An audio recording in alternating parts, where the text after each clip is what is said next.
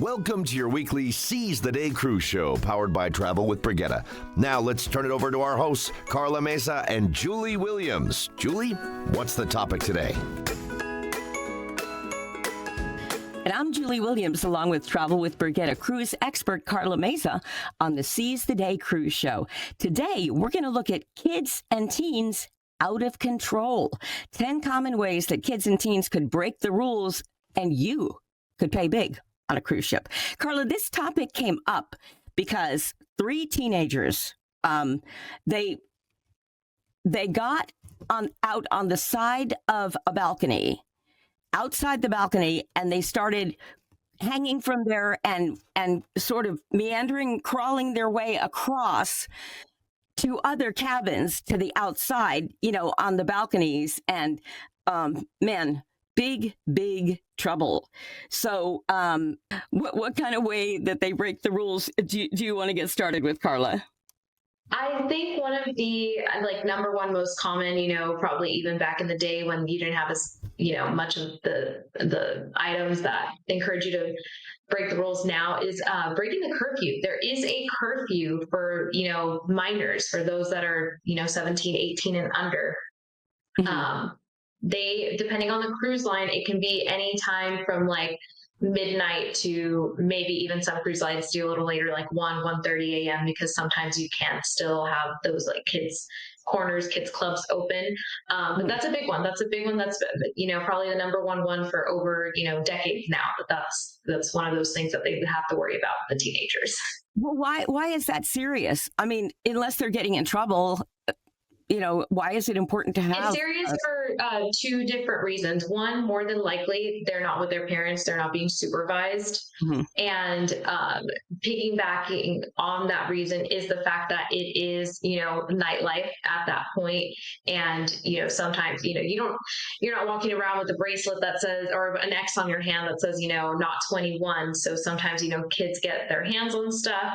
Maybe drinks are left out. Maybe they can convince someone that's, not really in their right mind to get them something. Maybe they see, items left out in smoking areas and they go ahead and, try it for themselves. So you just never know. It's still an environment that is family friendly, but, once they set those curfews for a reason. These are still children. It's nighttime activities. They don't always have to be involved, especially if they're not being supervised and their parents are also, doing their own thing, doing their nighttime activities.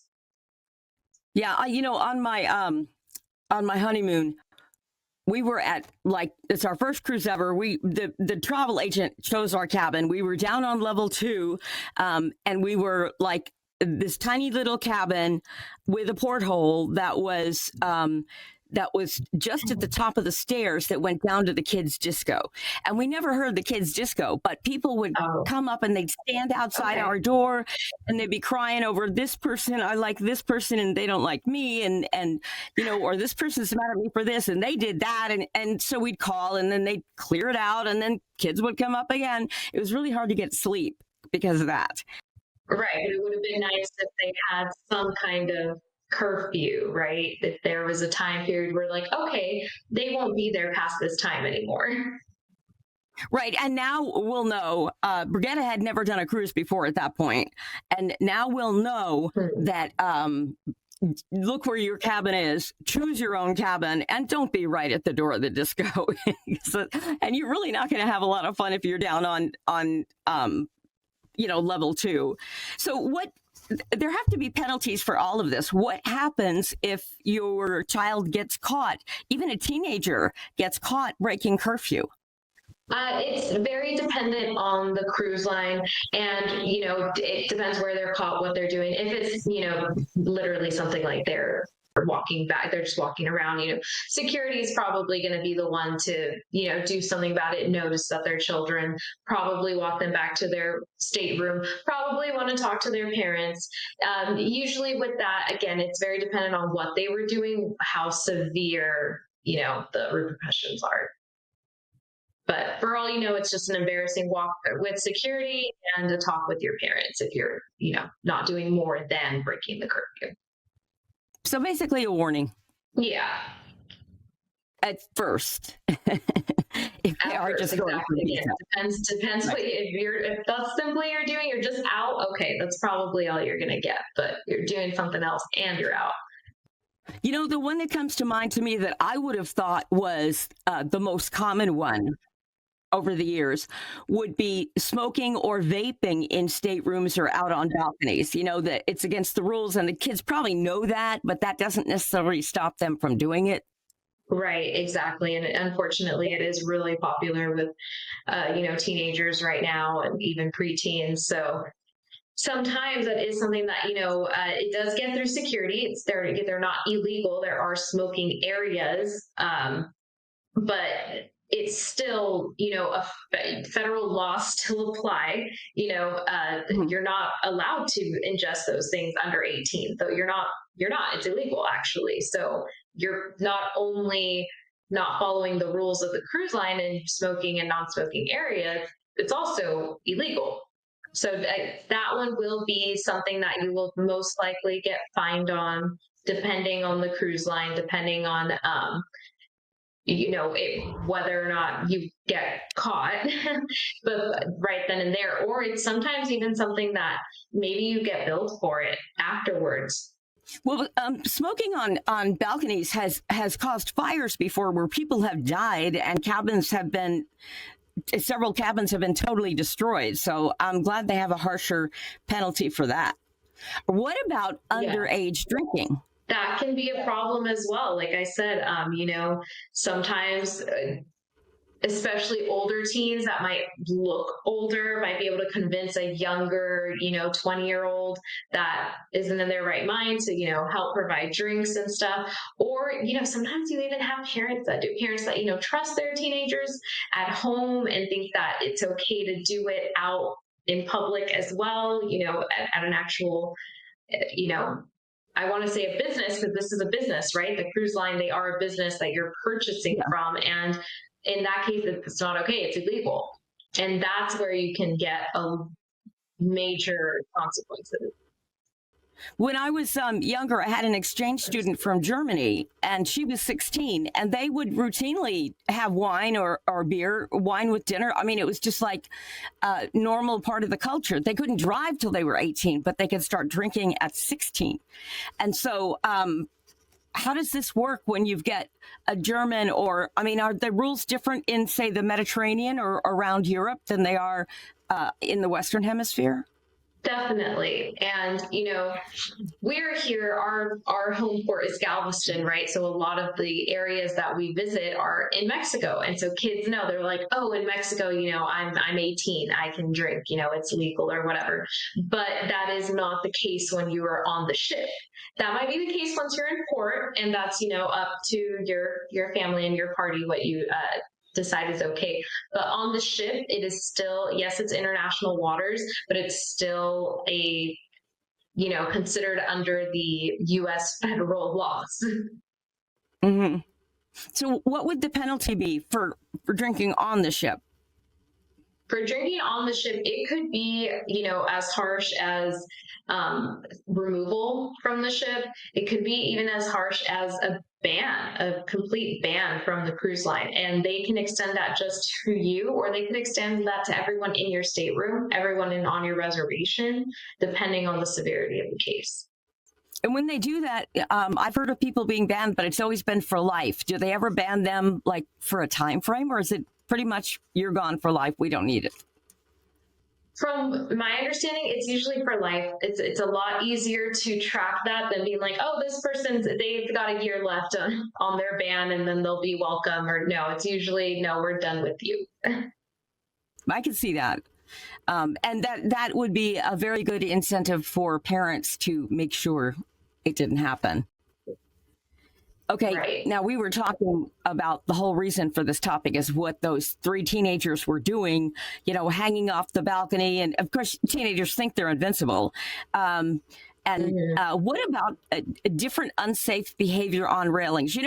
I sat on a railing partly. I mean, my weight was mostly on the inside. My leg was down for a picture back in like 15 15 years ago, I didn't even know it was wrong. I didn't know you couldn't do it. But I think these days everybody knows. I mean, it's pretty clear. So Yes. aside from, climbing off and doing that, are there any other unsafe behaviors that they do out of balconies and railings and maybe even on the rest of the ship in public areas? Yes, there's definitely, all ships are designed differently. And, the idea here is to stay safe. But like you said, you have sometimes people want to get good pictures. They want to get a good view. I mean, how many times do we hear in the news, so and so fell off a cliff because they were trying to get a good picture, or this and that from whatever area.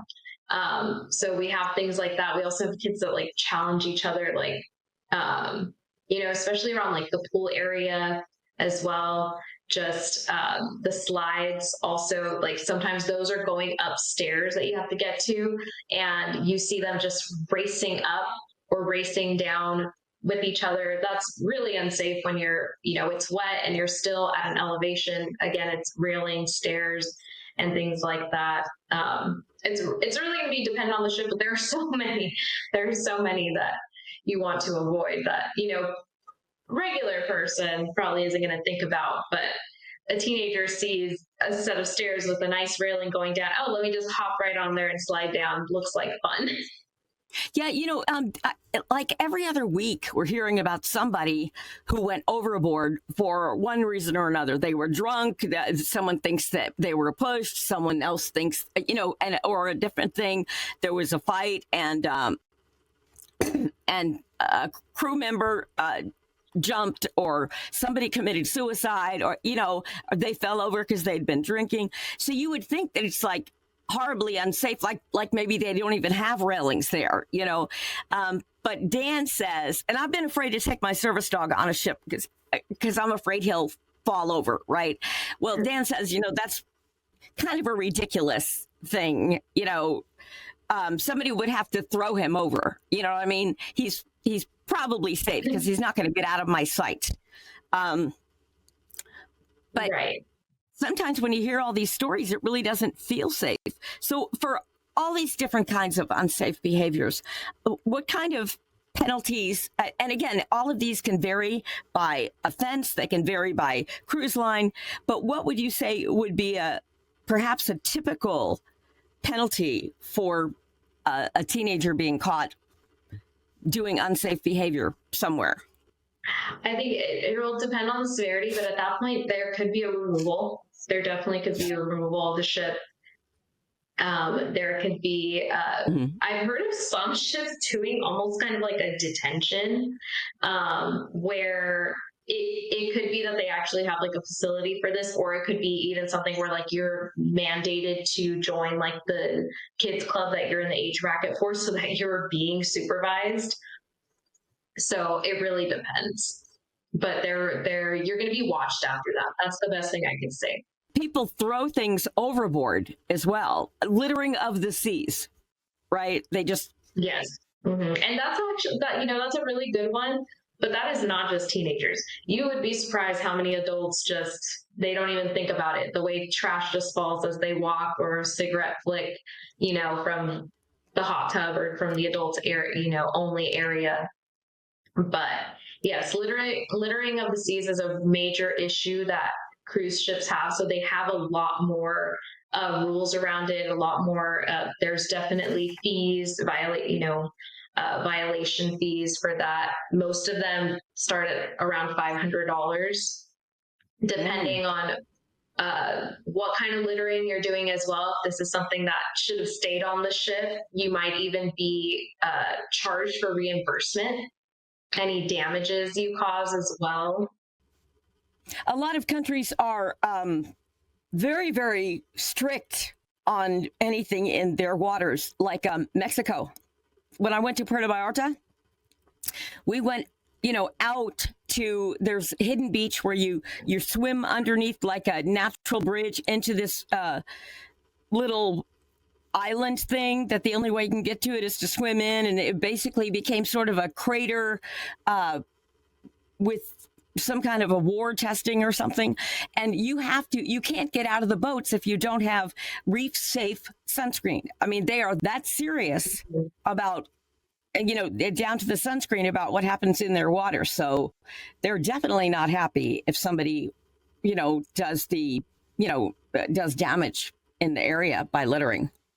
Before I forget, we've linked to a free PDF cheat sheet in the show notes, and that's a one-page summary of these ideas that you can reference in your planning, just in case maybe you don't know something's wrong. You might not even know there's a curfew for kids. So, you might want to look through it and check into these things if you're traveling with kids or an unpredictable adult, if you want to call it that.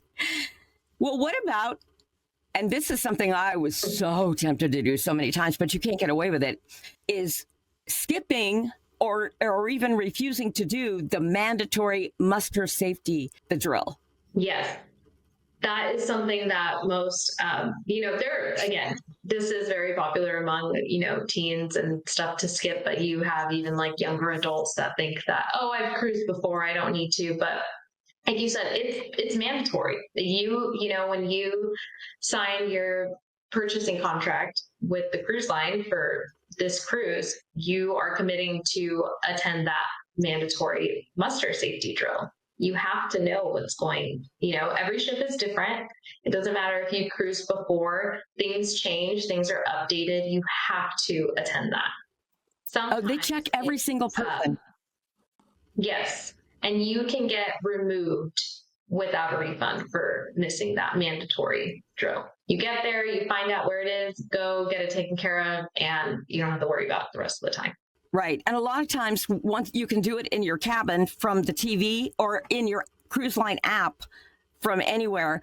But you do have to show up at, a lot of times it's your group's gathering area so that you know where it is you're going to be going. Yes. If there is an issue, because they do track every single person. They will not leave if you haven't done it.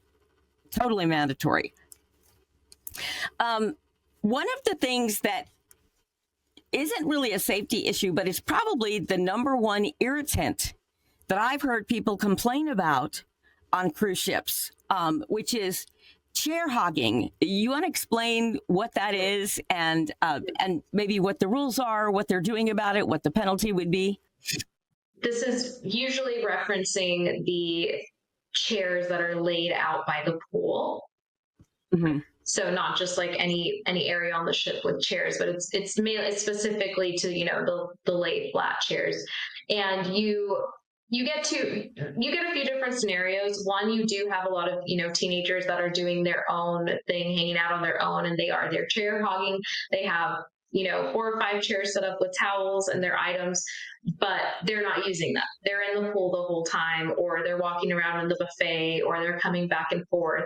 But that's not really cruise, etiquette. That's not pool etiquette on a cruise line. There are so many people there, so many people that would actually utilize the chairs. Like, of course, you need a place to set your things down, your towels.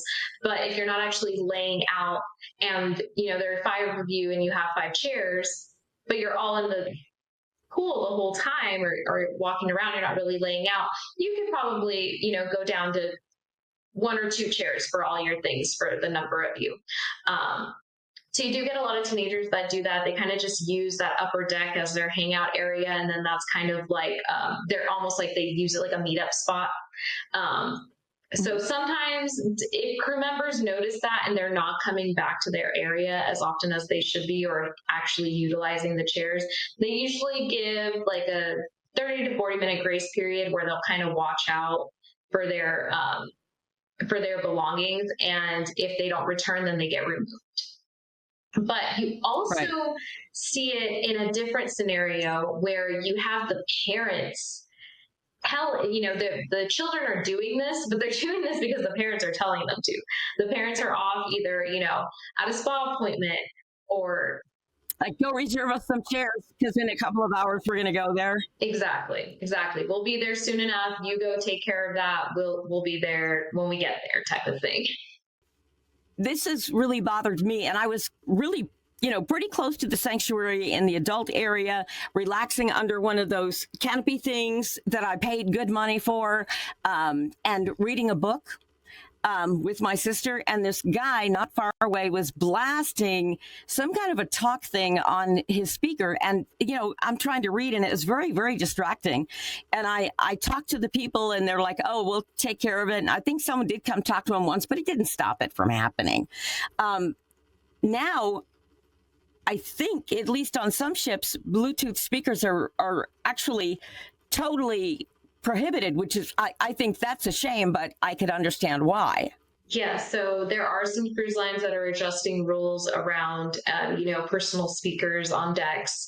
Because like you said, yes, it can be very distracting. It can be a little imposing depending on how loud they have it. It's like you said, it is kind of a little unfortunate, when you think about like, okay, if I was laying out in the pool and, I only had it at like half volume, enough for just my party to hear, and I'm not bothering anyone else, or there's already a lot of noise going on. It's kind of, but like you said, when you're somewhere else, that especially an adults area only, where you already have a lot of people that are in this area to avoid ruckus and excessive noise and to relax, it's kind of the last thing you want to hear, especially if it sounds like it wasn't even music. It sounds like you said they were like maybe even listening to a podcast or something, like people talking.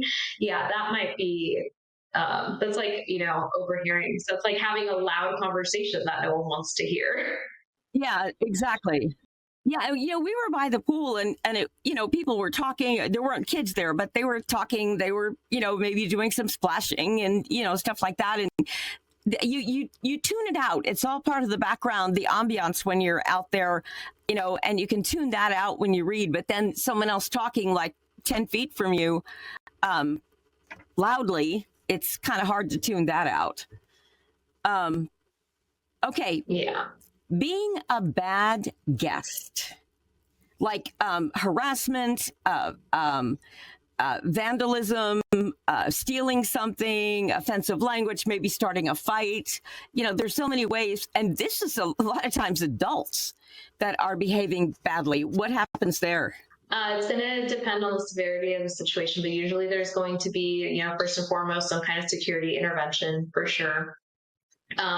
Even for adults now, like there is, detention and cruise jail. There's areas where they can be like, yeah, you need to stay here for a while, especially, if they're under the influence of alcohol.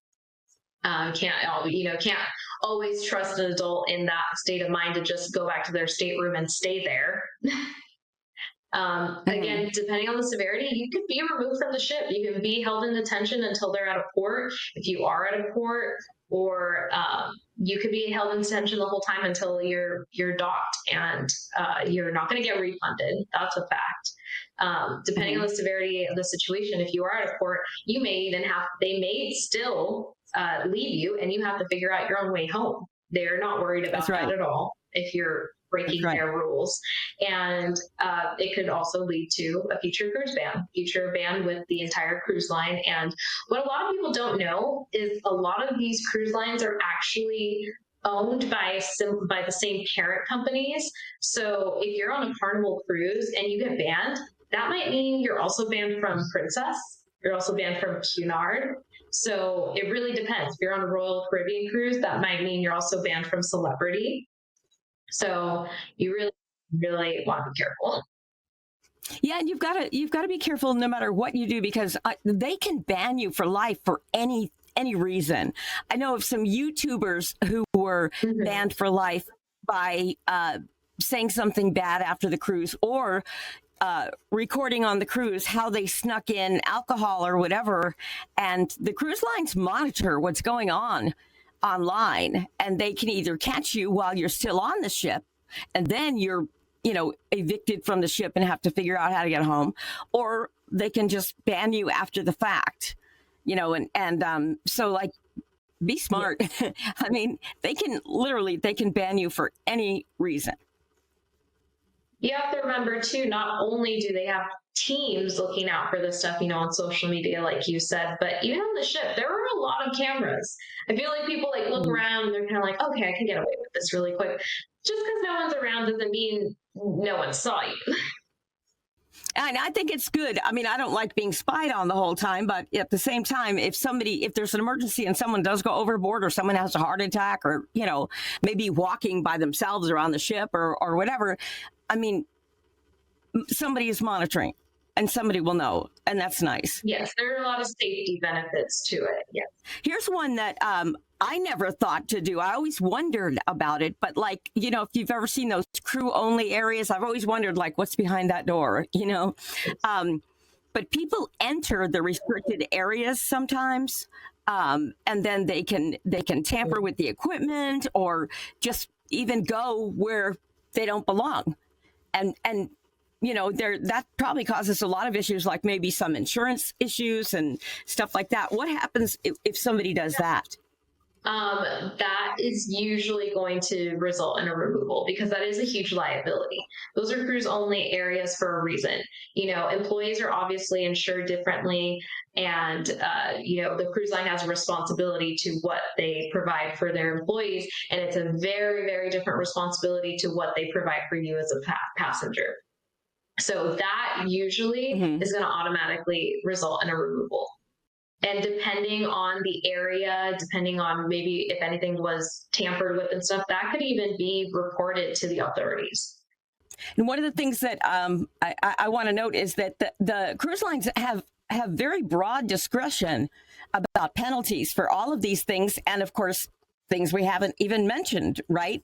I mean, they can even suspend your royalty benefits that you've earned. A lot of people don't know that. So you are responsible for, of course, your own behavior and the behavior of your kids. So got to make sure that they know that. Yeah. And we have got a one-page idea sheet for you to download free, kind of a cheat sheet, and you're going to find that in the show notes.